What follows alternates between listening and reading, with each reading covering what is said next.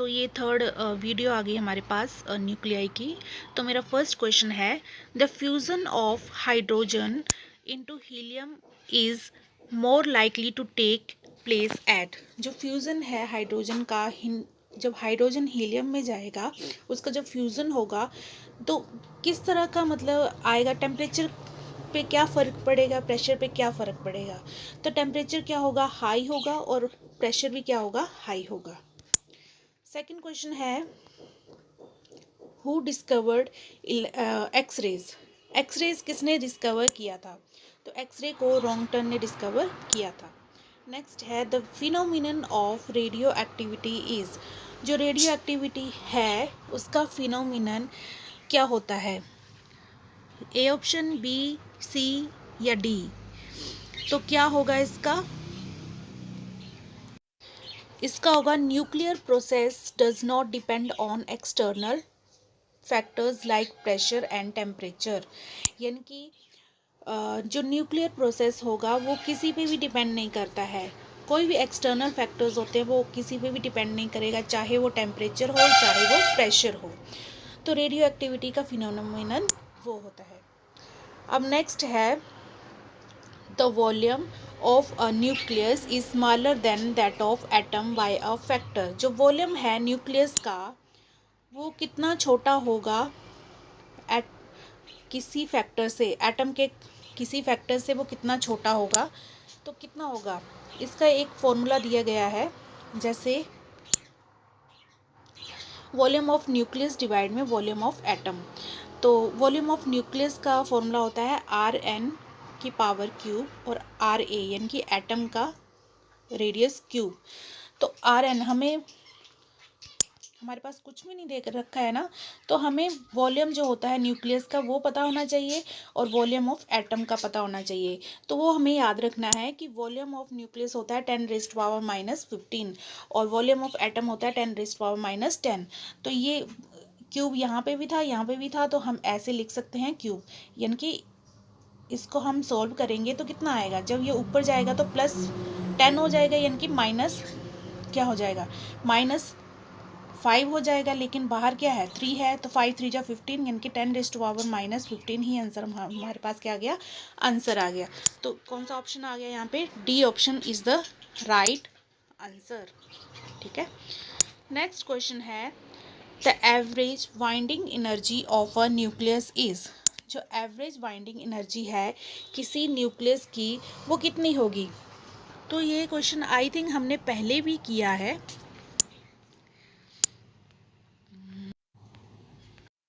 तो कितनी थी, 8 मेगा इलेक्ट्रॉन वोल्ट। जो एवरेज बाइंडिंग एनर्जी होती है न्यूक्लियस की वो 8 मेगा इलेक्ट्रॉन वोल्ट होती है। नेक्स्ट क्वेश्चन है हमारे पास, an electric field can defect. Electric field जो है वो क्या डिफेक्ट करता है, एक्सरे को, अल्फा पार्टिकल को, न्यूट्रॉन को या फिर गामा रेज को। तो यहाँ पे जो इलेक्ट्रिक फील्ड होता है ना वो डिफेक्ट करता है अल्फा पार्टिकल को। तो उसके एक्सप्लेनेशन यहाँ पे दे रखी है कि electric field exerts force on a charge particle only. सिर्फ चार्ज पार्टिकल को ही क्या करता है, इलेक्ट्रिक फील्ड एक्सर्ट करता है। इसलिए जो अल्फा पार्टिकल होंगे वही क्या होंगे, चार्ज पार्टिकल होंगे। इसलिए इलेक्ट्रिक फील्ड जो है इसको डिफेक्ट करता है। तो इलेक्ट्रिक फील्ड किसको डिफेक्ट करता है, सिर्फ अल्फा पार्टिकल को। नेक्स्ट क्वेश्चन है हमारे पास, हाँ, जो पेनिट्रेटिंग पावर है वो किसके लिए मैक्सिमम हो जाएगी, अल्फा रेज के लिए, गामा रेज के लिए, बीटा रेज के लिए। तो किसके लिए सबसे ज़्यादा होती है पेनिट्रेटिंग पावर, गामा रेज के लिए।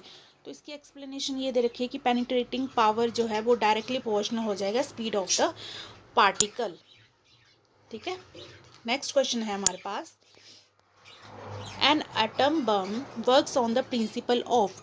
जो एटम बम है वो किस प्रिंसिपल के ऊपर वर्क करता है, न्यूक्लियर फ्यूज़न के ऊपर, न्यूक्लियर फिजन के ऊपर, या फिर अल्फा डिके या फिर बीटा डिके। तो जो एटम बम होता है वो न्यूक्लियर फिजन के ऊपर काम करता है। ठीक है। नेक्स्ट क्वेश्चन है हमारे पास, in which region of electromagnetic spectrum does the Lyman series of hydrogen atom lie. तो कौन से रीजन में जो है इलेक्ट्रोमैग्नेटिक स्पेक्ट्रम होगा उसका जो लाइमन सीरीज होगा हाइड्रोजन एटम का, वो किस पे लाई करेगा, अल्ट्रा वायलेट पे, इंफ्रारेड पे, या फिर एक्सरे या विजिबल पे। तो किस पे करेगा, अल्ट्रा वायलेट रेज पे वो क्या करता है, लाई करता है।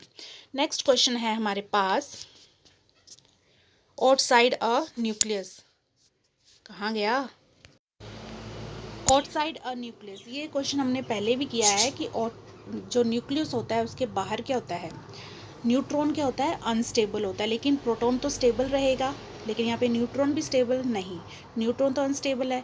यहाँ पे बोला कि न्यूट्रॉन भी और ना ही प्रोटॉन दोनों स्टेबल नहीं होते, लेकिन प्रोटॉन क्या होता है, स्टेबल होगा, लेकिन न्यूट्रॉन क्या होगा, अनस्टेबल होगा। तो इसलिए C option is the right answer. Next question है हमारे पास, according to Bohr's theory of hydrogen atom for an electron in the nth permissible orbit. Bohr theory के अकॉर्डिंग जो हाइड्रोजन एटम होता है वो किसी इलेक्ट्रॉन पे nth परमिसिबल ऑर्बिट कितना होगा, क्या करेगा। तो इसमें आएगा कि जो रेडियस है ऑर्बिट का वो n स्क्वायर के क्या होता है, डायरेक्टली प्रोपोर्शनल होता है। दोनों के एक और होता है, और कौन सा होता है, क्या एंगुलर मोमेंटम होता है, वेलोसिटी होता है, या लीनियर मोमेंटम पे होता है इन्वर्सली एन के। तो पहला ऑप्शन तो हमारे पास आ गया कि radius of orbit is directly proportional to n square, और दूसरा आ गया linear momentum is inversely proportional to 1/n। तो इसके थोड़ी सी एक्सप्लेनेशन इस तरह से है कि जो आर एन होता है वो किसके प्रोपोर्शनल होता है, डायरेक्टली प्रोपोर्शनल होता है एन स्क्वायर के, और लीनियर मोमेंटम भी किसके प्रोपोर्शनल होता है, 1/n के। तो ये दोनों इसके ऑप्शन आ जाएंगे। नेक्स्ट क्वेश्चन है, यहाँ पे दो दो ऑप्शन जो हैं आएंगे इन कुछ क्वेश्चंस में। नेक्स्ट क्वेश्चन ये है कि for a stable nuclei, stable nuclei के लिए क्या होगा, बाइंडिंग एनर्जी लार्ज होगी, या binding energy per nucleon large होगा, या फिर packing fraction is very large, या फिर packing fraction is very small. तो इसमें से क्या आ जाएगा, बाइंडिंग एनर्जी पर न्यूक्लियन जो होता है ना वो क्या होता है, लार्ज हो जाता है, और दूसरा आ जाता है कि पैकिंग फ्रैक्शन भी यहाँ पे क्या होती है, सबसे छोटी हो जाती है। तो 95 का बी और D option is the right answer. Next question है हमारे पास, the mass number of a nucleus is, जो मास नंबर होता है न्यूक्लियस का वो क्या होता है, क्या always less than its atomic number, या फिर always more than its atomic number, या sometimes equal to its atomic number. क्या हो जाता है, जो मास नंबर होता है ना न्यूक्लियस का वो क्या हो जाता है,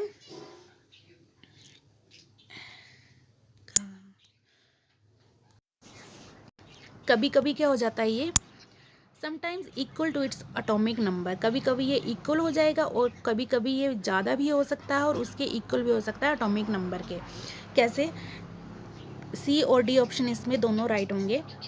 तो सी में क्या होगा कि sometimes it is equal to atomic number, ये जो मास नंबर होता है ना कभी कभी इक्वल होता है। इस तरह से मास नंबर का ये फॉर्मूला है, mass number is equal to atomic number plus neutron.